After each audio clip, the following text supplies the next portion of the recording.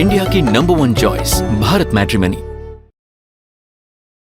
लेकिन अब मैं चाहूंगा कि हमारे कैमरामैन जरा करीब आएं और ये रुद्राक्ष को जब पंडित जी इसको एक्सप्लेन कर रहे हो तो इसको करीब से जरा दिखाएं। ये रुद्राक्ष के विषय में जरा आप बताइए और आप ये दिखाइए कि किस तरीके से कैसे इनको एक मुखी, दो मुखी, तीन मुखी, चार मुखी कहा जाता है। रुद्राक्षेश्वर महादेव में ये कहना कठिन है कि एक मुखी कहाँ पर है, दो मुखी कहाँ पर है। मुझको तो ज्यादातर पंचमुखी दिखाई दे रहे हैं। पंचमुखी और सात मुखी रुद्राक्ष ही रहते हैं ज्यादातर, पूरा प्रयास रहता है, क्योंकि एक मुखी मनुष्य और एक मुखी रुद्राक्ष मिलना कठिन है आज के जमाने में, तो वो मिलना ही कठिन पड़ जाता है। तो यहाँ रुद्राक्ष आप जरा दिखाएंगे ये इसको थोड़ा पकड़ कर दिखाइए और जब ये दिखा रहे हो कैसे ये एक मुखी, दो मुखी होता है, हम ये जरा सीख लीजिए। पंडित प्रदीप मिश्रा जी आपको बता रहे हैं। सलाखाएं रहती हैं, रेखाएं रहती हैं, इससे गिना जाता है। जैसे 1 2 3 4 5 ऐसे इस तरह से सलाखाओं से इसको गिना जाता है। 5 मुखी, 7 मुखी, 1 मुखी, 4 मुखी, 3 मुखी, इन सलाखाओं से इसको गिनते हैं। और रुद्राक्ष अपना जो असर दिखाता है वो इन्हीं सलाखाओं से दिखाता है,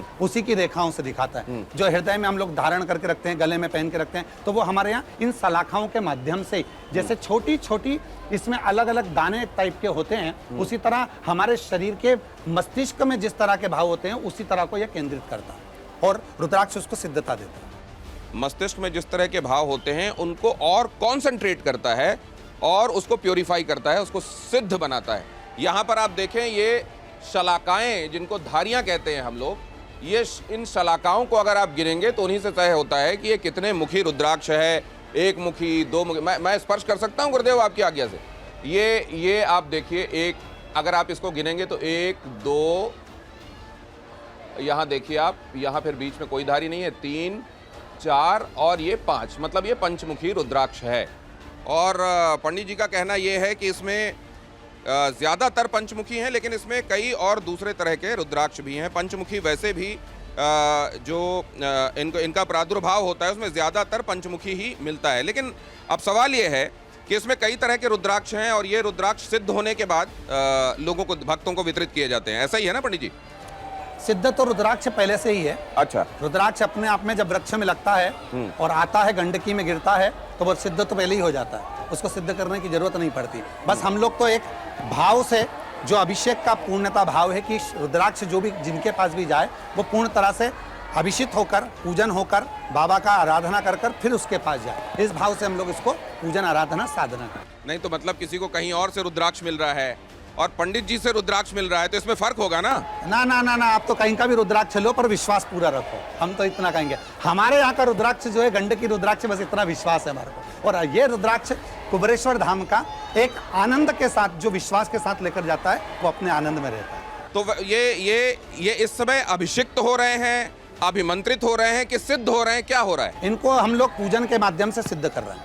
मतलब सिद्ध तो वो पहले से हैं, पर जैसे क्या कहते हैं परम सिद्ध कर रहे हैं। जैसे आप हो वैसे आप हमेशा एक जैसे ही रहते हो, पर जब आपकी शादी हुई होगी तो आपको सिद्ध किया गया होगा, हल्दी लगाई होगी, तिलक लगाया गया होगा, साफा पहनाया गया होगा, गले में माला पहनाई गई होगी, हाथ में कंकन डोरा बांधा गया होगा, फेटा बांधकर फिर घोड़ी पर बैठ के गए होगे, तो उस समय पर आपका स्वरूप दूसरा हो जाता है। उसी तरह रुद्राक्ष वही है, पर उसको भी पूजन कर कर, साधना कर कर, उसको भी एक आनंदता प्रदान कर कर कि हमारा देवाधिदेव महादेव है, उसकी आराधना करें, साधना करें, फिर जनमानस को दें। तो ये कितने वर्षों से आप कर रहे हैं ये इस तरीके से सिद्ध करने और लोगों में वितरित करने? कई वर्ष हो गए इसको तो करते करते। पहले छोटे रूप में होता था, अब जनमानस को जैसे जैसे मालूम पड़ा वो विशाल होता चले गए।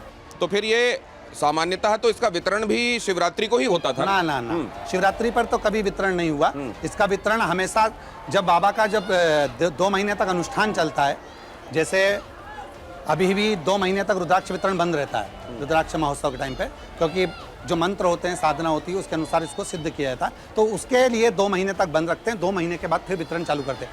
15 मार्च से वितरण होगा। किसके लिए कौन सा मुखी रुद्राक्ष जाएगा ये कैसे तय होता है? हमारे यहाँ तो ये नहीं देखते कि 1 मुखी है कि 2 मुखी है कि 5 मुखी है, 7 मुखी। यहाँ तो कुबेरेश्वर बाबा की धरा पर ही देखा जाता है रुद्राक्ष है, मतलब शिव है, बस ये देखते हैं। शंकर भगवान ने कौन कौन से रूप धारण करे महाकाल में कौन स्वरूप विराज रहा है, वेदनाथ में कौन स्वरूप विराज रहा है, सोमनाथ में कौन स्वरूप विराज रहा है। जो शिव का भक्त होता है वो ये नहीं देखता कि वहां कौन स्वरूप, वो ये देखता है कि सामने जो बैठा है वो मेरा देव अधिदेव महादेव। उसी तरह देखने वाला बस ये जानता है कि हमारा रुद्राक्ष मतलब शिव का रुद्राक्ष हमारे पास में है और वही रुद्राक्ष मूल है। उसको यहाँ से ये मतलब नहीं रहता सीओर से कि एक मुखी है कि तो हर तरह के रुद्राक्ष की एक ही तरह की वैल्यू है या आपके हिसाब से अलग अलग तरह के रुद्राक्ष अलग अलग तरह के प्रयोजनों के लिए? आप बाजार से खरीद कर लेकर आएंगे तो सबकी वैल्यू अलग है, पर जब कुबेरेश्वर धाम का रुद्राक्ष लेकर जाएंगे तो सब एक समान है। यहाँ सब समता है शिव के धाम में। जैसे शमशान में शिव है तो वहां सबकी समता, उसी तरह कुबेरेश्वर धाम का प्रत्येक रुद्राक्ष चाहे 1 मुखी हो, 4 मुखी हो, 5 मुखी हो, 12 मुखी, 14 मुखी, 21 मुखी, सबकी बराबरता। तो आप गंडकी वाले एक तो रुद्राक्ष अपने आप में बहुत आसानी से नहीं मिलता, दूसरा फिर गंडकी वाला रुद्राक्ष वो और कम हो गया, और फिर आप लाखों नहीं, गंडकी का रुद्राक्ष तो ज्यादा हो गया ना। गंडकी में जो पेड़ से गिरे और गंडकी में आए वो वाले आपने लिए ना। तो रुद्राक्ष पहले ही बहुत ज्यादा, वैसे हर जगह रुद्राक्ष के पेड़ आपको मिलेंगे नहीं। नेपाल में खेती होती है। हाँ, वहाँ होती है। वहाँ पे जो गंडकी में गिरे उसमें से और गंडकी से आपने लिया, वो जाहिर है उसके मुकाबले तो कम होंगे जो उसमें लगे लोग कमर्शियल उसके लिए ले जाते होंगे। तो ये इतने सारे रुद्राक्ष, बहुत सारे लोग जो आपके आलोचक हैं वो ये कहते हैं कि इसमें बहुत सारा नकली होता है रुद्राक्ष। ले जाओ, यूज कर देखो। वो कहते हैं ना प्रयोग कर देखो, इस्तेमाल कर देखो, फिर विश्वास करो। तो इस्तेमाल कर देखो, फिर विश्वास करो। तो लेके जाओ, फिर प्रयोग कर देखो कि कुबेरेश्वर धाम का रुद्राक्ष असली है कि नकली। बाहर से दुकानों से लोगे तो नकली मिलेगा, बाबा के धाम से तो अगर यहाँ का कंकर भी चले जाता है तो शंकर हो जाता है। तो ये तो रुद्राक्ष बाबा की कृपा दृष्टि है, ये वो धरा है।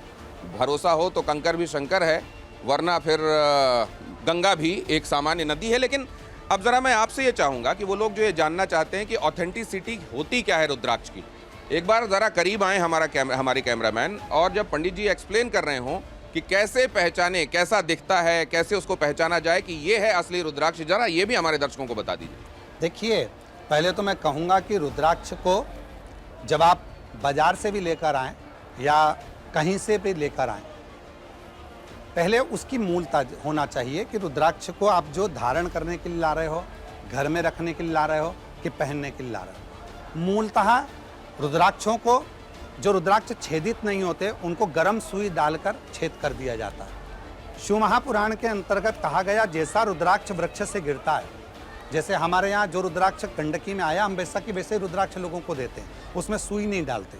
ये रुद्राक्ष की माला जो होती है, बस उतने ही रुद्राक्षों को हम लोग माला डालन करते हैं जितना हमको शिवलिंग बनाना है। बाकी के हमारे यहाँ जो रुद्राक्ष आता है उसमें हम सुई नहीं डालते। हमारे यहाँ वो रुद्राक्ष ऐसे कैसे आया और ऐसे कैसे हम लोगों ने देना प्रारंभ कर दिया। रुद्राक्ष की मूलता है कि रुद्राक्ष आपको शीतलता देगा, नम्रता देगा, आपके स्वभाव में एक आनंदता देगा।